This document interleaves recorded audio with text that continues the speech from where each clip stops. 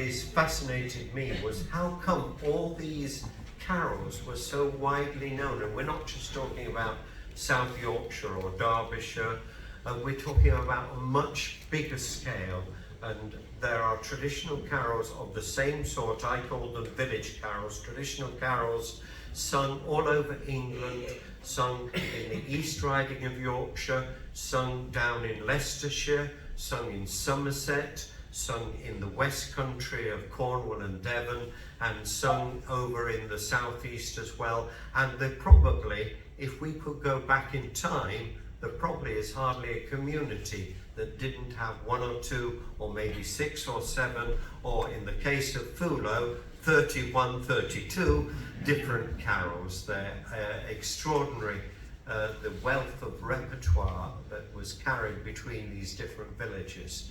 And so it's very apparent that somebody was spreading the words. And the words were spread not by ministers of the kirk or priests, no one like that, but actually by chapmen. Chapmen who sewed buttons and ribbons and other knickknacks, and they would carry with them sheets of songs, and these sheets were called broadsides. They also carried with them chapbooks, chapmen chapbooks, and in the chapbooks, which were big sheets of paper folded up and then cut to make a book, and in these chapbooks or broadsides there would be carols. For example, there is a famous one from Dudley, a good Christmas box. There's also an extraordinary one from Leeds. I think it's got something like 80 different carols in it. And our carols are there. The ones we sing now are all there. They're there to be found. There are some that aren't, that we don't know, but there are plenty that we do know. I picked out a sheet to show you, a sheet from Nottingham, and of the 5 carols, there are 5 carols on a single sheet. We sing 4 of them, and some of those, the words, we have more than one setting, more than one tune to those words as well. And I picked out, to illustrate this point, one particular carol, because it is so relevant to us here, relevant to Sheffield, relevant to the whole tradition and part of Glenrock as well. It's all those things. And it's a carol called Hark Hark. Some of you may not actually know this version of Hark Hark, but if you've ever been to Castleton, you would have heard it. If you've been to Greenmoor, you would have heard it. And if you've been to Glenrock, you would have heard it as well. How are we doing, Mike? You ready to fire? Well, if you could find me the soundtrack for slide 20, okay? The soundtrack for slide 20.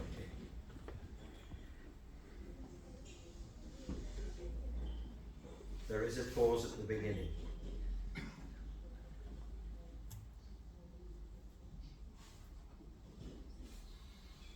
Fingers crossed. Is the Bluetooth paired?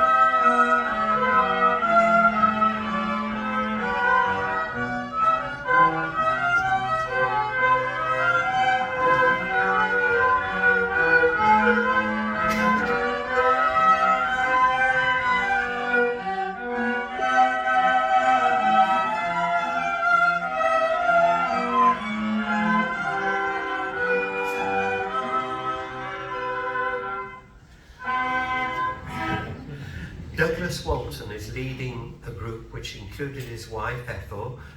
There's 2 top fiddles, there's 2 second fiddles, there's a viola and there's a cello. And that was the typical lineup of the Green Moor carolers for many, many decades. And one of the photos that Darrell had in mind was a photo of Green Moor carolers. At that time, Douglas wasn't the leader. Douglas has been to our festival. He passed away a few years ago, but Douglas has been to our festival several times, and his father, Sidney, had led the instrumental section of their carolers before that. But I'm sure all of Glen Rock could hear where Hark Hark was in that. We could also hear this other page that we try and capture at our festival, which is the extraordinary instrumentation and character of many of these tunes, with their arpeggios, with their runs, with their florid sort of descriptive music that goes above the melody. Absolutely amazing what they did at that time with the symphonies as well, the twiddly bits between the verses. Absolutely extraordinary. But the Carol Hark Hark is not just a carol that is for playing elaborately. And there we had no singers, we just listened to the instruments. At that time their singers had dispersed or died, but they managed to get their instrumentalists together. Now we're going to Castleton. Castleton had a lot in common with Glen Rock. They didn't have a woolen mill, but they had rope making, and they had some of the carols that were very close to Glen Rock's carols. But these three singers, there's Jessie Hall, Nellie Lamb, and there's also Betty Bramwell. Betty Bramwell died last year. I don't know if she made 100, but she was well into her 90s. Nellie lived well into her 90s as well. Jessie lived to about 102 or 3. And they were wonderful characters. To translate this into US speak, they were out and out true socialists. And they were probably the only socialists in Castleton at the time. They worked at Bradwell Cement Works, and their job there was stitching cement bags. Filthy work, dusty work, tedious, hard work. And they worked all through the war years, Second World War and beyond, stitching these bags. They were wonderful supporters of village tradition. They sang in the pub, they sang in the church, they sang in the chapel. Wherever they could sing the carols, they were there. And here they are singing the Castleton version that they had learnt and sung for decades when I met them in the 1980s, early 1980s. Sorry, Mike, I should tell you again. What news these angels bring?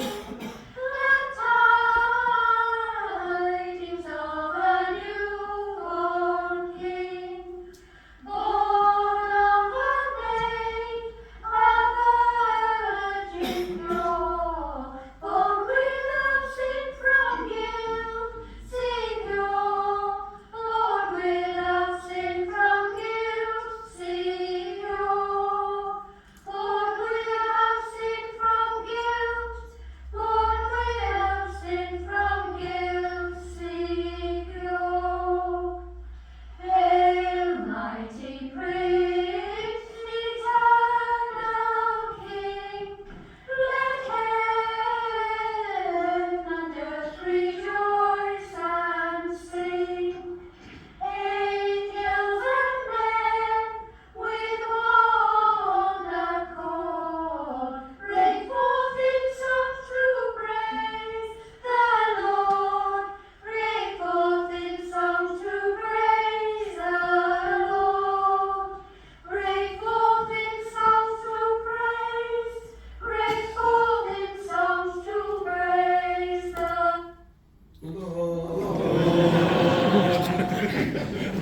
Just to see if you were awake there.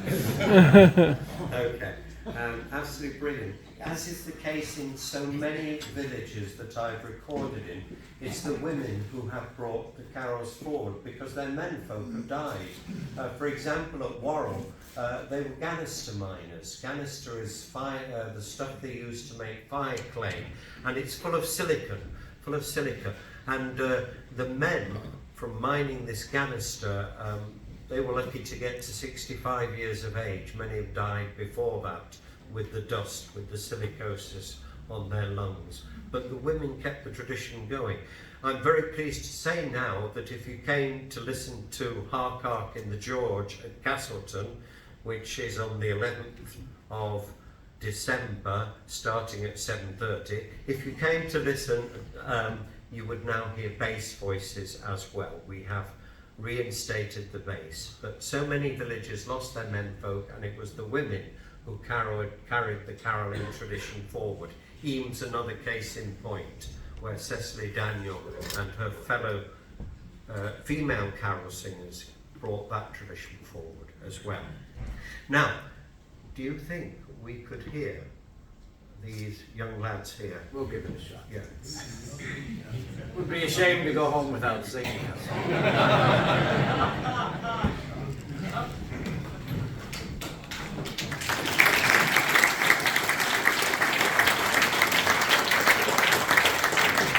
We'll be on again tonight, but before I ask them to sing, let me just say something.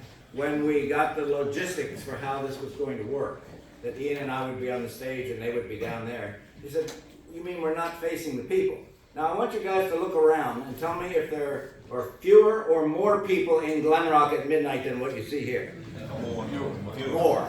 And they are behind you as you're singing. So this would be typical of a Glenrock midnight, as long as all of the people there extended out all around in every direction.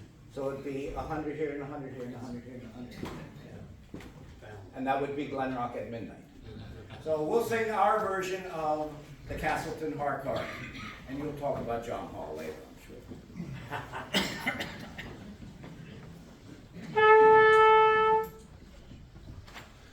Hark, hark, what news the angels bring. Let tidings of a newborn King, born of a maid of virgin pure, born without sin, from without sin, Savior.